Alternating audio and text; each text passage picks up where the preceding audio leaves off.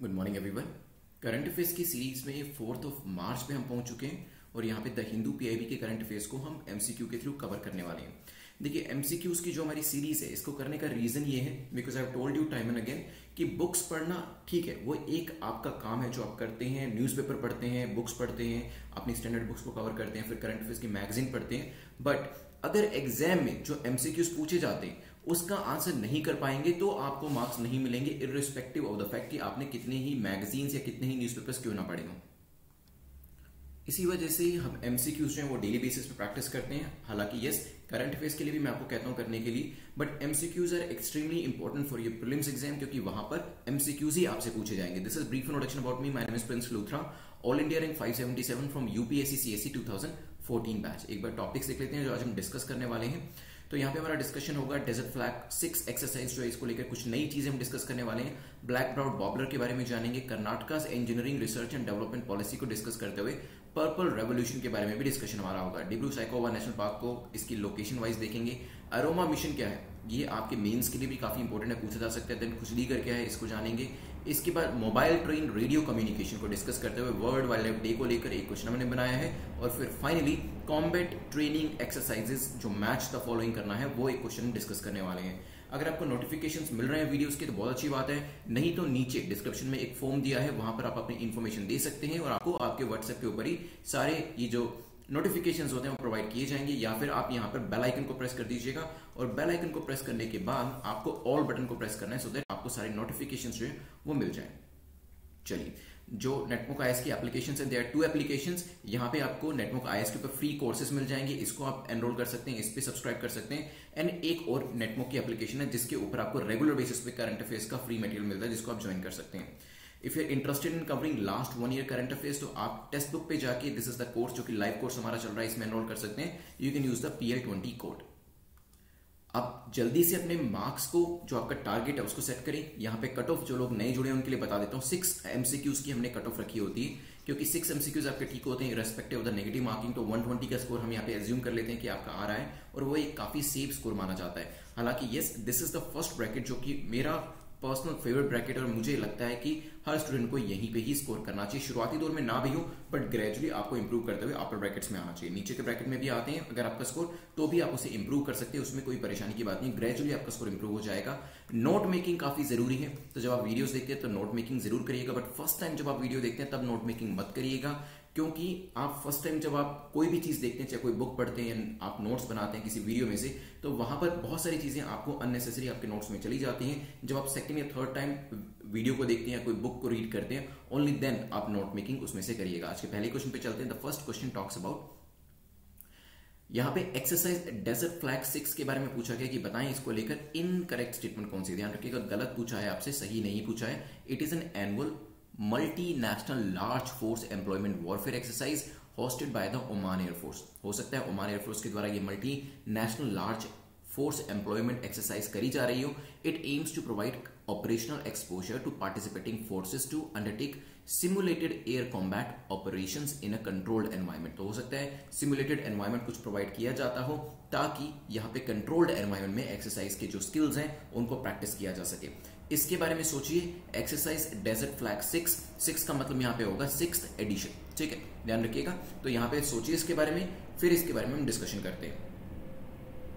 चलिए देखिए, सबसे पहले तो ये एक्सरसाइज के बारे में हमने जिक्र क्यों किया, आपको क्या लगता है इंडिया इसमें पार्टिसिपेट कर रहा होगा? देखिए, यस या नो, कॉमन सेंस अगर हम यूज करें, अगर हमें नॉलेज नहीं भी है तो देखिए क्वेश्चन क्यों बनाया गया होगा। अगर इंडिया से इसका कोई लेना देना नहीं होता तो चांसेस काफी कम थे कि हम इसके ऊपर क्वेश्चन पूछते। India is going to join this exercise for the very first time.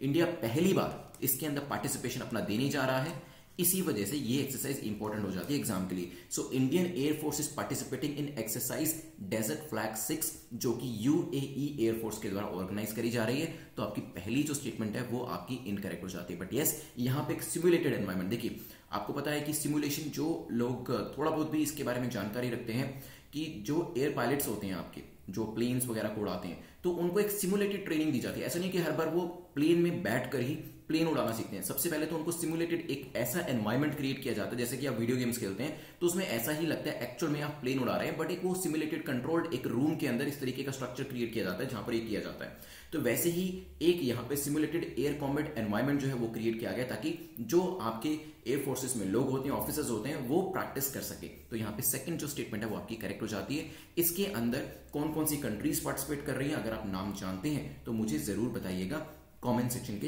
अंदर, ठीक है। और साथ ही साथ इससे मिलती जुलती एक एक्सरसाइज थी, एक्सरसाइज डेजर्ट नाइट। वो किसके साथ इंडिया कंडक्ट कर रहा था, उस कंट्री का नाम भी मुझे बताइएगा।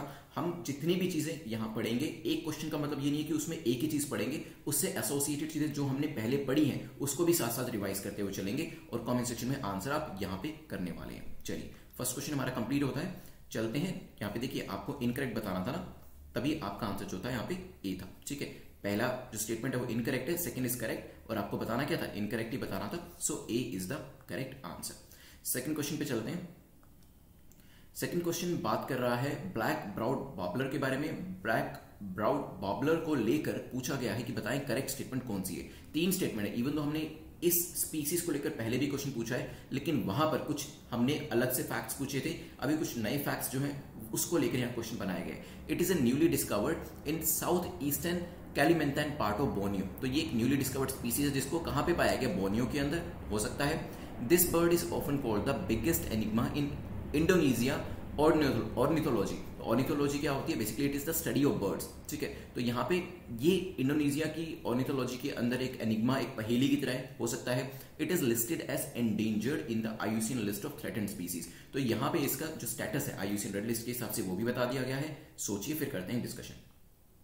चलिए, तो यहां पर रिसेंटली अ ब्लैक ब्राउड बॉबलर जो है उसको डिस्कवर किया गया है। ऐसा माना जा रहा था कि ये जो पर्टिकुलर स्पीसीज, ये जो पर्टिकुलर बर्ड है, ये लुप्त हो चुका है, लेकिन 170 साल के बाद इसे दोबारा इंडोनेशिया में देखा गया है, और because of the very same reason इसको यहां पे एनिग्मा माना जाता है। तो सेकंड स्टेटमेंट आपकी करेक्ट हो जाती है। ब्लैक ब्राउड बॉबलर जो है ये डिस्कवर्ड किया गया है साउथ ईस्टर्न कैलिमेंटाइन के अंदर, और ये जो है आपका, तो ये जो स्टेटमेंट है आपकी न्यूली डिस्कवर्ड, तो ये न्यूली डिस्कवर नहीं है, इसे दोबारा से रीडिस्कवर किया गया है। इवन तो लोकेशन जो है वो बिल्कुल करेक्ट है, लेकिन न्यूली की वजह से ये जो पर्टिकुलर स्टेटमेंट है आपकी गलत हो जाती है, ठीक है। So it is rediscovered, not newly discovered, ठीक है, ध्यान रखिएगा। That is the difference. इस तरीके से एक एक शब्द जो है वो यूपीएससी के हिसाब से काफी इंपॉर्टेंट हो जाता है। So a black browed babbler is rediscovered in south eastern Kalimantan the part of Borneo, जो कि इंडोनेशिया के द्वारा एडमिनिस्टर किया जाता है। सेकंड स्टेटमेंट को देखिए, the bird is often called the biggest enigma, ये तो मैंने आपको बता ही दिया, करेक्ट स्टेटमेंट आपकी हो जाती है। Third statement, it is listed as endangered, नहीं, IUCN रेड लिस्ट के हिसाब से डेटा डेफिशिएंट माना गया इसको लेकर, तो इसके ऊपर कोई भी यहाँ पे IUCN ने नहीं कहा कि whether it is vulnerable, critically endangered, least concern. Data deficient is the correct categorization. Answer क्या हो जाएगा, B will be the correct answer, क्योंकि सेकंड स्टेटमेंट आपकी करेक्ट है, बाकी सभी आपकी स्टेटमेंट्स इनकरेक्ट हो जाती है। चलते हैं थर्ड क्वेश्चन के ऊपर, जो कि कह रहा है consider the following statements about Karnataka's engineering research and development policy recently seen in the news. तो यहाँ पे कर्नाटका की डेवलपमेंट पॉलिसी अभी काफी न्यूज में थी, उसको लेकर पूछा गया, बताएं करेक्ट स्टेटमेंट आपकी कौन सी है, कौन सा कथन आपका सही है। The government will invest in skilling, improve academia and industry collaboration. इसके अंदर सरकार जो है वो स्किलिंग के अंदर पैसा लगाने वाली है, एकेडमिया के अंदर, और इंडस्ट्री कोलैबोरेशन भी इसके अंदर होने वाला है। It aims to promote innovation. The government will provide funding to colleges projects only. तो कॉलेज के प्रोजेक्ट्स को ही यहाँ पे फंडिंग दी जाएगी और इनोवेशन को इसके अंदर प्रमोट किया जाने वाला है। सोचिए, कर्नाटका ने रिसेंटली बेसिकली कंट्री का मेडन अपने आप में अकेला engineering research and development policy जो है वो लेके आया। हो सकता है कर्नाटका के बाद बाकी के जो सभी राज्य हैं वो भी धीरे धीरे करके इस तरीके की पॉलिसीज को लाना शुरू करें और इस तरीके की रिसर्च एंड डेवलपमेंट के अंदर अपना योगदान देना शुरू करें। सोचिए इसके बारे में क्या आंसर हो सकता है। चलिए देखिए, सबसे पहले पहली स्टेटमेंट को उठाते हैं, तो government will invest in skilling. जब हम रिसर्च एंड डेवलपमेंट की बात कर रहे हैं, जब Karnataka engineering research and development की बात कर रहा है, तो वहां पे कहीं ना कहीं स्किलिंग के ऊपर तो पैसा खर्च किया जाएगा, एकेडमिया को भी बुलाया जाएगा, इंडस्ट्री से भी कोलैबोरेट किया जाएगा, क्योंकि हमें ये पता है, और ये चीज आज की नहीं है, काफी पहले से ये चीज के ऊपर बात हो रही है। जब हम लोग तैयारी करते थे, जब मैंने एग्जाम क्रैक किया था, तब भी ये चीज चलती थी कि हमारे कॉलेजेस और जो इंस्टीट्यूशन है उनका और इंडस्ट्री का कोलैबोरेशन कराना जरूरी है, क्योंकि जिस तरीके की एजुकेशन कॉलेज या इंस्टीट्यूशन में दी जाती है, जब ये लोग जॉब करने जाते हैं वहां पे एक मिसमैच देखा जाता है। जिस तरीके के आप कह सकते हैं स्किल की, जिस तरीके के ह्यूमन रिसोर्स की इंडस्ट्री को जरूरत पड़ती है, उस तरीके के ह्यूमन रिसोर्स कॉलेजेस और इंस्टीट्यूशंस के द्वारा जो प्रोड्यूस है वो नहीं की जा रही, क्योंकि जो चीजें पढ़ाई जा रही है कॉलेजेस के अंदर उसका इंडस्ट्री के अंदर जो प्रैक्टिकलिटी है वो काफी कम था। ठीक है, तो यहाँ पे कोलैबोरेशन जब होगा तो कॉलेजेस को पता चलेगा इंडस्ट्री की रिक्वायरमेंट क्या है और उस हिसाब से वो अपने करिकुलम को यहाँ पे रीडिफाइन कर पाएंगे। पहली जो स्टेटमेंट आपकी है यहाँ पे करेक्ट हो जाती है। सेकंड स्टेटमेंट पे आते हैं, it aims to promote innovation. तो यस, इनोवेशन को प्रमोट किया जाएगा क्योंकि R&D की बात करी जा रही है, बट यहाँ पे क्या कॉलेजेस के प्रोजेक्ट्स ही होने वाले हैं ओनली की वजह से स्टेटमेंट आपकी गलत हो जाती है, क्योंकि to promote innovation is one of the objectives. Government will provide funding. Government will provide funding to whom? Government will provide funding to colleges for projects and will also fund the cost of developing industry oriented courses. तो यहाँ पे colleges और उसके अंदर जो industry से related जो आपके courses होने वाले हैं उनको भी यहाँ fund किया जाएगा और universities को भी यहाँ पर fund किया जाएगा. This is so that talents are in line with industry demand. मैंने आपको कहा था ना कि industry demand करती है एक certain skill.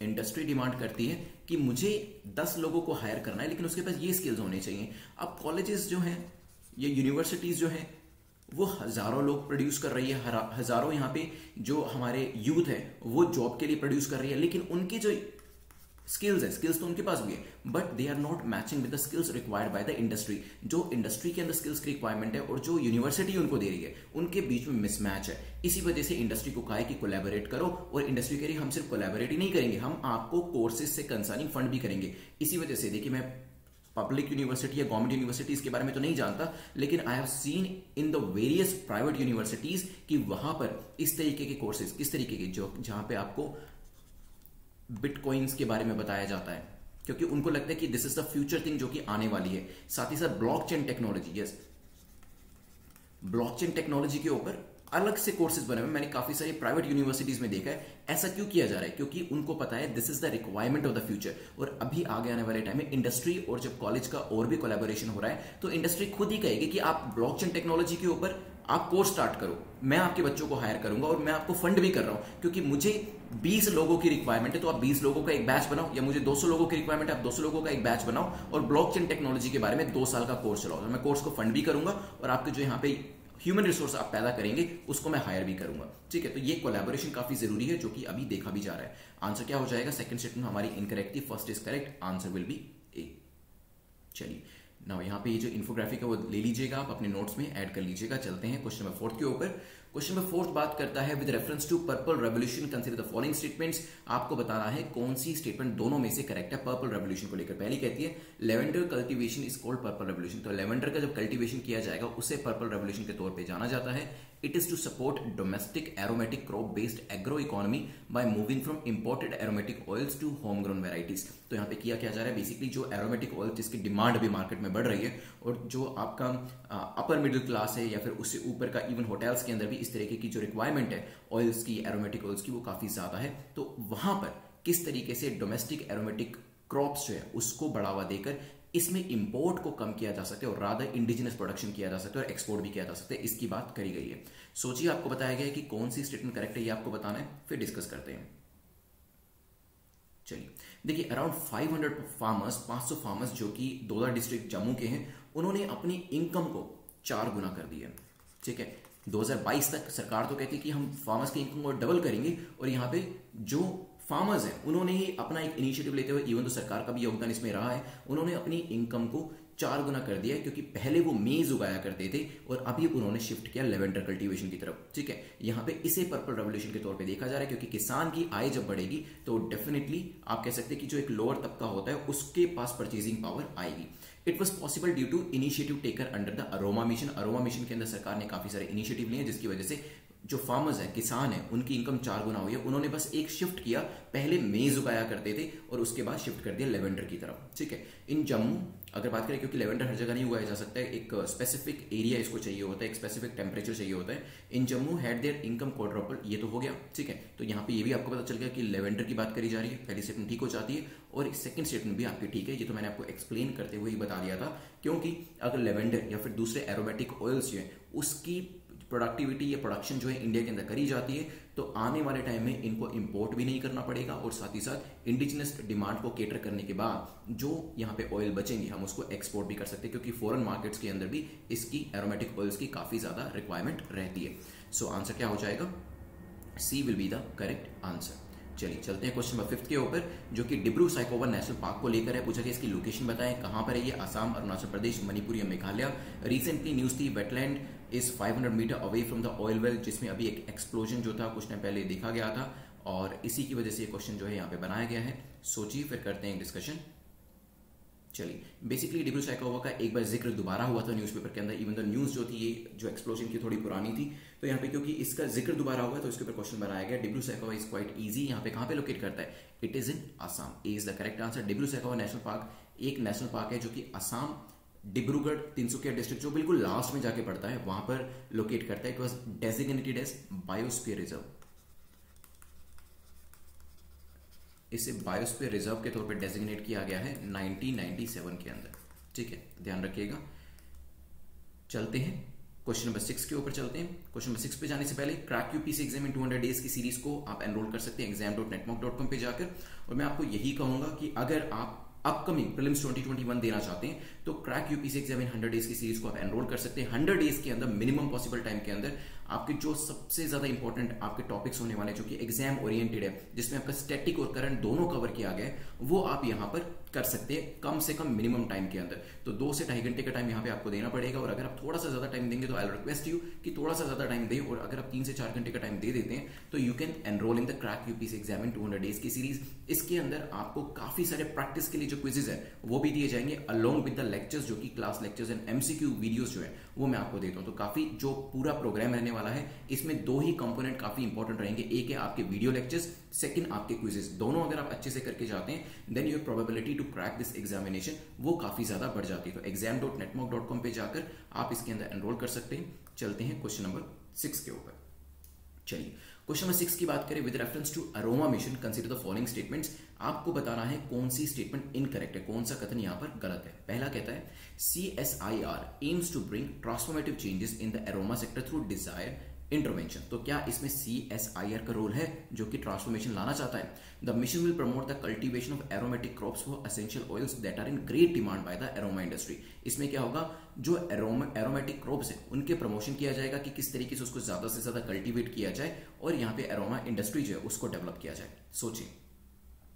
चलिए, देखिए सेकंड स्टेटमेंट थोड़ी सी कॉमन सेंस वाली है, क्योंकि हम क्वेश्चन नंबर 4 को भी डिस्कस कर चुके हैं, सॉरी क्वेश्चन नंबर 5 को, तो वहां से आपको समझ में आ गया होगा कि सेकंड स्टेटमेंट तो हमारी यहाँ पर क्या हो जाती है, करेक्ट हो जाती है। राइट, समझ में आ रहा है? यस। तो यहाँ पे सेकंड स्टेटमेंट हमारी इजिली हम इसे कह सकते हैं कि हमारी करेक्ट स्टेटमेंट है। अब फर्स्ट स्टेटमेंट को देखें तो CSIR क्या इसमें इन्वॉल्व है? तो यस। ऑब्जेक्टिव क्या है? CSIR अरोमा मिशन ये एनविसाज करता है कि ट्रांसफॉर्मेटिव चेंजेस जो है हमें अरोमा सेक्टर के अंदर लाने हैं, इंपोर्ट को कम करना है, इंडिजिनस उगाना है और एक्सपोर्ट करना है। ठीक है, ये चीजें ध्यान रखिएगा। इंडिजिनस उगाना है, एक्सपोर्ट करना है और इंपोर्ट को रोकना है। ठीक है, तो यहां पे दोनों स्टेटमेंट ठीक है। आपसे पूछा था इनकरेक्ट कौन सी है, तो इनकरेक्ट तो कोई भी नहीं है, तो आंसर क्या हो जाएगा? D will be the correct answer. Jammu का जो एग्जांपल मैंने दिया है उसको याद रखिएगा। चलते हैं हम अपने नेक्स्ट क्वेश्चन के ऊपर, which is question number 7। Question number 7 बात करता है खुजली घर। ये बेसिकली एक ट्रेडिशनल फॉर्म ऑफ पनिशमेंट है जो किससे रिलेट करती है। 4 आपको ऑप्शन दिए। खुजली घर दोबारा से न्यूज में था अभी। बेसिकली ये जो जगह है जहां से ये आता है, वहां के कुछ विलेजेस ने कहा है कि ये जो पनिशमेंट पहले कभी खत्म कर दी गई थी, अब इस पनिशमेंट को दोबारा से रिवाइव करने की कोशिश करी जा रही है। तो इस गांव में क्या होता है, या फिर आसपास के जो गांव है इस रीजन के अंदर, वहां पर एक खुजली घर टाइप एक बॉक्स सा बनाया हुआ है, और वहां पर जो लोग क्राइम करते हैं उनको पनिशमेंट के तौर पे उस डब्बे के अंदर डाल दिया जाता है। राइट, तो यहां पे आपको बताना है कहां से आता है, असम, मिजोरम, नागालैंड या मणिपुर से। सोचिए। चलिए, बेसिकली खुजली घर is a crime triangular cage होता है, जो कि लॉग्स, इसमें बेसिकली जो लकड़ी के लॉग्स होते हैं उससे ये बना होता है। और इसमें क्या है, मैसेंग फंग जो है एक लोकल ट्री है, उसको लगाया जाता है, उसी के लॉग्स होते हैं, ताकि जो भी व्यक्ति इसके अंदर बैठा होगा उसको इरिटेशन हो और कहीं ना कहीं उसके क्राइम के लिए उसको सजा देने की बात करी गई है। ठीक है, तो ये आता है आपका नागालैंड से। सी इज द करेक्ट आंसर। कुछ इस तरीके से दिखता है, देखिए। चलिए, तो ये लॉग्स आपको दिख रहे होंगे। तो मैसेंग जो फ्लैंक इसका ट्री है, मैं इसका एक बार नाम यहाँ पे लिख देता हूँ, थोड़ा सा टिपिकल नेम है, हो सकता है एग्जाम के अंदर पूछ लिया जाए। मैसेंग फैंग। ठीक है, चलिए चलते हैं क्वेश्चन नंबर 8 के ऊपर।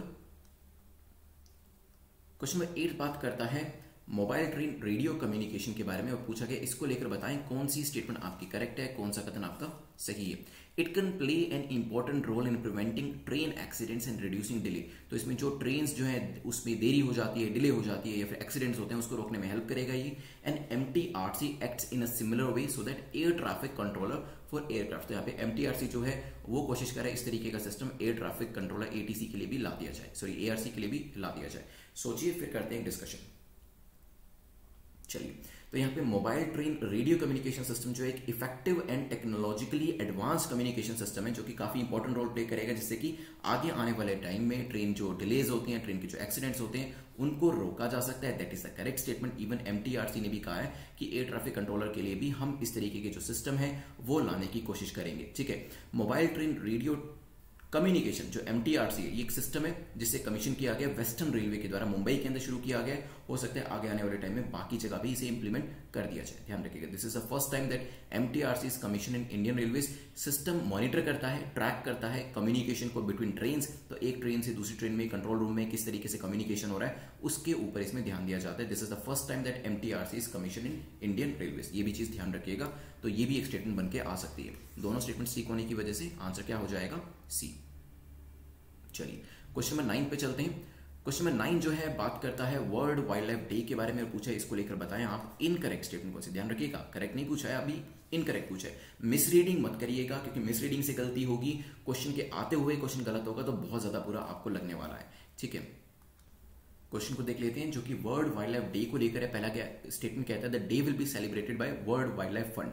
तो जो वर्ल्ड वाइल्ड लाइफ डे जो है, इसको वर्ल्ड वाइल्ड लाइफ फंड के द्वारा सेलिब्रेट किया जाता है। हो सकता है this day will celebrate to promote forest wildlife management practices. तो यहाँ पे बेसिकली किस चीज को प्रमोट करने की कोशिश करी जा रही है, हमारे जो फॉरेस्ट है उसको, और या फिर उनको जो उसके अंदर जो वाइल्ड लाइफ है उसको मैनेजमेंट करने की जो प्रैक्टिसेस है उसको यहाँ पे प्रमोट करने के लिए इस दिन को सेलिब्रेट किया जाता है। सोचिए। चलिए, तो कल हमने 3 मार्च था वर्ल्ड वाइल्ड लाइफ डे जो था उसे यहाँ पे ऑब्जर्व किया, सेलिब्रेट किया। यहाँ पर इस दिन को मनाने के लिए जो एजेंसी है that is UNGA, United nation general assembly जो है वो सेलिब्रेट करती है वर्ल्ड वाइल्ड लाइफ डे। तो पहली जो स्टेटमेंट है वो इनकरेक्ट हो जाती है। द डे विल बी या फिर the day will celebrate to promote forest. तो यस, फॉरेस्ट और फॉरेस्ट के अंदर जो वाइल्ड लाइफ है उसको मैनेज करने की जो प्रैक्टिसेस है उसको प्रमोट करने के लिए इस दिन को सेलिब्रेट किया जाता है। और इतना ही नहीं, इसके अलावा फॉरेस्ट बेस्ड लाइवलीहुड्स, क्योंकि काफी सारे लोगों की जो जीविका होती है, जो लाइवलीहुड होती है, वो फॉरेस्ट के ऊपर ही निर्भर करती है, उसको भी प्रमोट इसके अंदर किया जाता है। वाइल्ड लाइफ मैनेजमेंट प्रैक्टिसेस तो मैंने आपको बता ही दिया है, और किस तरीके से जो ये प्रैक्टिसेस है उसको एकोमोडेट किया जा सकता है ह्यूमन वेलबींग के लिए, वो उसके बारे में भी बात करी जाती है। लॉन्ग टर्म कंजर्वेशन, हमारे जंगलों का कैसे किया जा सकता है उसके बारे में भी बात होती है, और ट्रेडिशनल प्रैक्टिसेस को किस तरीके से वैल्यू दी जा सकती है जो कि फॉरेस्ट से कंसर्निंग है, उसको लेकर भी यहाँ पर बात करी जाती है। ध्यान रखिएगा, क्योंकि देखिए जो पूरा नेचुरल सिस्टम है ये काफी क्रूशियल रोल प्ले करता है हमारी सस्टेनेबल लाइफ के अंदर भी। इस वजह से इस तरीके के दिनों को सेलिब्रेट भी किया जाता है और प्रमोट भी किया जाता है। आंसर क्या हो जाएगा? आपको यहाँ पे इनकरेक्ट बताना था, तो सिर्फ पहली स्टेटमेंट आपकी इनकरेक्ट है, A will be the correct answer. चलिए, आज के लास्ट क्वेश्चन पे हम पहुंच चुके हैं। लास्ट क्वेश्चन को देख लेते हैं एक बार। तो यहाँ पे लेफ्ट साइड में आपको काफी सारी एक्सरसाइजेस दी है और राइट साइड पे कंट्रीज के नाम दिए हैं। पिच ब्लैक के सामने दिया है USA, क्या ये मैच करता है, क्या ये मेल खाता है? What about red flag? Australia maybe, desert flag UAE maybe. आपको करेक्टली मैच करना है, इनकरेक्टली नहीं करना है। सोचिए, फिर करते हैं डिस्कशन। चलिए, देखिए सबसे पहले तो डेजर्ट फ्लैग मैंने इसलिए लगाया यहाँ पे क्योंकि आपने अभी ये पढ़ा है, तो इससे भी पता चल जाएगा कि आपने वहां पे उस क्वेश्चन के ऊपर जो अभी हमने किया इसी वीडियो के अंदर, वहां आपने ध्यान दिया या नहीं दिया। अगर दिया तो ये आपको मैच करने में कोई परेशानी नहीं होनी चाहिए थी। अगर परेशानी हुई है, इट मींस आपको थोड़ा सा और ध्यान से वीडियोस को देखना पड़ेगा, मन लगा के वीडियो को देखना पड़ेगा, फोकस के साथ देखना पड़ेगा। मोबाइल्स वगैरह में आप अपने नोटिफिकेशन को ऑफ करके इसे बिल्कुल ध्यान से देखिएगा और फिर बाद में नोट बनाइएगा। नोट्स भी बनाने जरूरी है। यहाँ पे थर्ड स्टेटमेंट क्योंकि आपकी करेक्ट हो जाती है, तो अगर आप ये कर देते तो अब सीधा ही 50% आपकी प्रोबेबिलिटी बढ़ जाती है इस क्वेश्चन को ठीक करने की। बेसिकली आप 50% पे पहुंच जाते, क्योंकि या तो आंसर ए होता देन या फिर डी होता। ठीक है, क्योंकि जो थर्ड ऑप्शन है वो ए में है और डी में है। अगर बात करी जाए पिच ब्लैक, याद आ रहा है, ये हमने पढ़ा था, मुझे याद है अच्छे से। Yes, biennial multilateral air combat training exercise है जो कि हम करते हैं किसके साथ? ऑस्ट्रेलिया के साथ। ठीक है, और रेड फ्लैग किसके साथ करते हैं? रेड फ्लैग मुझे आप बताइए, क्या हम USA के साथ करते हैं या हम चाइना के साथ करते हैं? लास्ट टाइम भी जब मैंने आपको ये बताया था तो मैंने आपको कहा था कि रेड पे मत जाइएगा। ठीक है, रेड फ्लैग पे जाएंगे तो हो सकता है आंसर को गलत कर दे। नेवरदलेस रेड फ्लैग किसके साथ करी जाती है ये आप मुझे कमेंट सेक्शन में बताइएगा। अब तो मैंने काफी हिंट भी आपको दे दिया पहले जो दो पेयर है वो मैच नहीं करते हैं, वो मेल नहीं खाते हैं, इस वजह से D will be your correct answer. चलिए जल्दी से 2 मिनट के अंदर हम रिवाइज करेंगे पूरे लेक्चर को और फिर मैं आपको प्रीलिम्स मेंस और इंटरव्यू के क्वेश्चन देने वाला हूं। और जब हम रिवाइज करेंगे ये हमारी एक्टिव रिवीजन होने वाली है, तो डू नॉट थिंक कि यहां पर मैं दोबारा से सारी चीजें एक्सप्लेन करूंगा। जैसे ही क्वेश्चन आपके सामने आए आपको उससे रिलेटेड जितनी भी चीजें याद आपके दिमाग में आती है, जितनी चीजें आप रिकॉल कर पाते हैं वो आप लिख दीजिएगा। जैसे कि अभी आपके सामने एक्सरसाइज डेजर्ट फ्लैग 6 आई, तो जल्दी से आप लिख दीजिए यूएई लिख दीजिए, कौन कौन सी कंट्रीज इसमें पार्टिसिपेट करती है वो लिख दीजिए, इंडिया पार्टिसिपेट करता है या नहीं करता है वो लिख दीजिए। मेरे उसे दोबारा से एक्सप्लेन करने का वेट ना करें। रीजन ये है क्योंकि जब मैं एक्सप्लेन करता हूं आप सुनते हैं, सुनना एक प्रक्रिया होती है, that is first part of the entire process. But recall करने में क्या होता है, आप इंफॉर्मेशन को अपने सिस्टम के अंदर नहीं डाल रहे हैं, आप इंफॉर्मेशन को अपने सिस्टम से बाहर निकाल रहे हैं, that is what we call recalling. और एग्जाम में भी इंफॉर्मेशन आपको अपने सिस्टम में नहीं डालनी है, आपको अपने सिस्टम दैट इज अपने ब्रेन से बाहर निकालनी है। तभी मैं कहता हूं कि रिकॉलिंग इज वेरी इंपॉर्टेंट। तो यहां पे जैसे ही हम रिवीजन करते हैं, रिवीजन से पहले जो पूरा लेक्चर होता है वो मेरी रिस्पॉन्सिबिलिटी होती है कि मैं आपको अच्छे से अच्छे तरीके से पढ़ाऊं और ज्यादा से ज्यादा चीजें आपको बताऊं। लेकिन रिवीजन के टाइम में इट्स नाउ योर रिस्पॉन्सिबिलिटी कि ज्यादा से ज्यादा चीजें आप रिकॉल करने की कोशिश करें। जितनी ज्यादा चीजें रिकॉल करने की कोशिश करेंगे उतना एग्जाम में आपको हेल्प मिलेगी, क्योंकि एग्जाम में भी कोई बताने वाला नहीं होगा, वहां पर भी आपको अपने ही ब्रेन से इंफॉर्मेशन को रिकॉल करना है। और यही प्रैक्टिस मैं आपको इस रिवीजन सेशन में कराता हूं। चलिए तो यहां पे मुझे जल्दी से बताइएगा एक्स डेजर्ट फ्लैग 6 एक्सरसाइज जो क्या इसमें इंडिया पार्टिसिपेट कर रहा है या नहीं, ये तो मेरा क्वेश्चन हो गया, इसका तो आंसर दीजिएगा। इसके अलावा भी वहां पे रुकिएगा मत, अपने टाइम को बिल्कुल भी वेस्ट मत होने दीजिएगा, इवन सेकंड्स को भी वेस्ट मत होने दीजिएगा। जो भी चीज आपके दिमाग में है एक्सरसाइज डेजर्ट फ्लैग को लेकर लिख डालिएगा, साथ ही साथ अगर कोई और एक्सरसाइज भी ध्यान आ रही है वो भी लिख डालिएगा, ठीक है। तो यहाँ पे यस यूएई का नाम था और काफी सारी कंट्रीज जो है वो भी मैंने आपको बताई थी, तो ध्यान रखिएगा। देन नेक्स्ट क्वेश्चन में हमारा डिस्कशन हुआ था ब्लैक ट्राउट बैबलर के बारे में। जल्दी से मुझे उस कंट्री का नाम बताएं। और हमने यहाँ पे देखा था कि डेटा डेफिशिएंट है, बिल्कुल सही है, ऑर्निथोलॉजी का ये एनिग्मा माना जाता है और अभी इसे बोर्नियो कैलिमेंटान में रीडिस्कवर किया गया, न्यूली डिस्कवर नहीं किया गया, रीडिस्कवर किया गया, ध्यान रखिएगा। देन नेक्स्ट क्वेश्चन के अंदर क्वेश्चन नंबर 3 में हमने क्या जिक्र किया था, हमने कर्नाटका की इंजीनियरिंग रिसर्च डेवलपमेंट पॉलिसी के बारे में डिस्कशन किया था। कॉलेजेस और इंडस्ट्री के बीच में कोलैबोरेशन की बात करी गई थी, एकेडमिया का भी इन्वॉल्वमेंट इसके अंदर बात करी गई थी। आईपीस इंटेलेक्चुअल प्रॉपर्टीज जो है उसको लेकर भी यहाँ पे एनकरेजमेंट जो है वो किया जाएगा। देन नेक्स्ट क्वेश्चन के अंदर क्वेश्चन नंबर 4 को देख लेते हैं। यहां पे हमारा डिस्कशन हुआ था पर्पल रेवोल्यूशन, कौन सी आइटम को लेकर पर्पल रेवोल्यूशन है। देखिए जो यहाँ पे जम्मू के किसान थे जिनकी इनकम 4 गुना हुई है, वो मेज को पहले उगाया करते थे, उससे वो शिफ्ट हुए किस तरफ, वो उससे शिफ्ट हुए लेवेंडर की तरफ, ठीक है। और 4 गुना उनकी आय के अंदर वृद्धि देखी गई, ठीक है, ध्यान रखिएगा। फिर हमारा जिक्र हुआ क्वेश्चन नंबर 5 में डिब्रू साइकोवा जो है वो एक बार फिर से न्यूज में था। Location is important, map related question था, असम के अंदर लोकेट करता है, मत भूलिएगा। And if you are really interested in cracking this examination this time, अगर यूपीएससी में सीरियस तौर पे तैयारी कर रहे हैं, सो आई विल से कि इस अपॉर्चुनिटी को मत जाने दीजिए, बिकॉज लास्ट के ही कुछ दिन आपके सामने बचे हैं और उसमें तैयारी को कंप्लीट करना काफी जरूरी है। So crack UPSC exam in 200 days की सीरीज को या फिर 100 डेज की सीरीज को आप सब्सक्राइब कर सकते हैं। मिशन यूपीएससी को मत सब्सक्राइब करिएगा अगर आप 2021 के लिए एग्जाम दे रहे हैं। दिस इज फॉर पीपल जो 2022 के लिए तैयारी कर रहे हैं और इनके लिए 500 दिन का एक कॉम्प्रिहेंसिव प्रोग्राम जो है वो बनाया गया। सो 100 डेज की सीरीज को सब्सक्राइब कर सकते हैं, बिकॉज इसमें तो आपको मिनिमम टाइम अपना देना पड़ेगा और काफी सारे क्वेश्चंस आप प्रीलिम्स एग्जाम में सोल्व कर पाएंगे because of this series. Question number 6 के ओर चलते हैं। क्वेश्चन नंबर 6 में कौन सी एक एजेंसी का नाम मैंने आपको बताया था जो कि काफी इंपॉर्टेंट रोल प्ले कर रही है अरोमा मिशन के लिए, जल्दी से मुझे बताएं।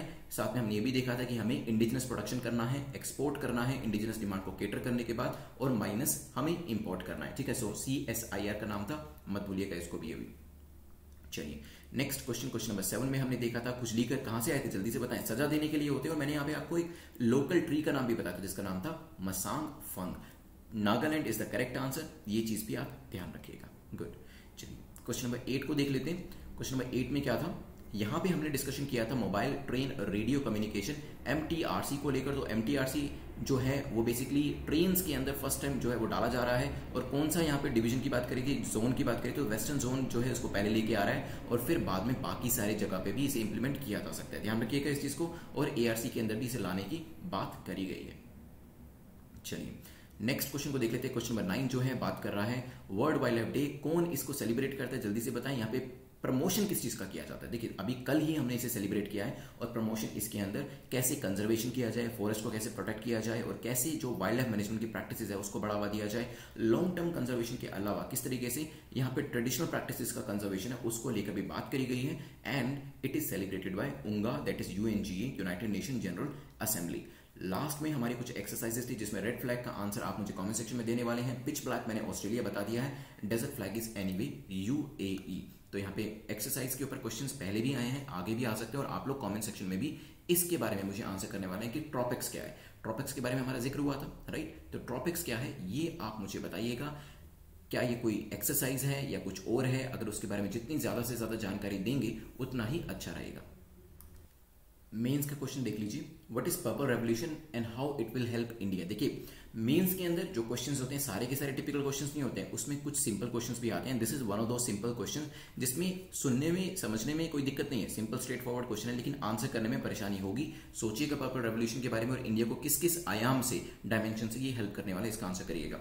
देखिए आप में से बहुत सारे लोग जो है आईएएस को फर्स्ट ऑप्शन देंगे, लेकिन ऐसे भी कुछ लोग होंगे जो आईपीएस को फर्स्ट ऑप्शन देंगे। तो वहां पर आपसे क्वेश्चन पूछा जा सकता है कि why you opted for IAS and not IPS. ये क्वेश्चन हो सकता है अगर आपने फर्स्ट चॉइस आईएएस को दी है और सेकंड आईपीएस को दी है, या फिर अगर आपने फर्स्ट चॉइस आईपीएस को दी है और सेकंड आईएएस को दी है, तो ये भी पूछा जा सकता है कि आपने पहले आईपीएस क्यों चुना और आईएएस सेकंड क्यों चुना, क्योंकि ये तो ज्यादातर लोग नहीं करते, तो आपसे ये क्वेश्चन बनता है। लेकिन यहां पर भी पूछा जा सकता है कि क्यों आपने आईएएस को चुना, आईपीएस भी तो चुन सकते थे।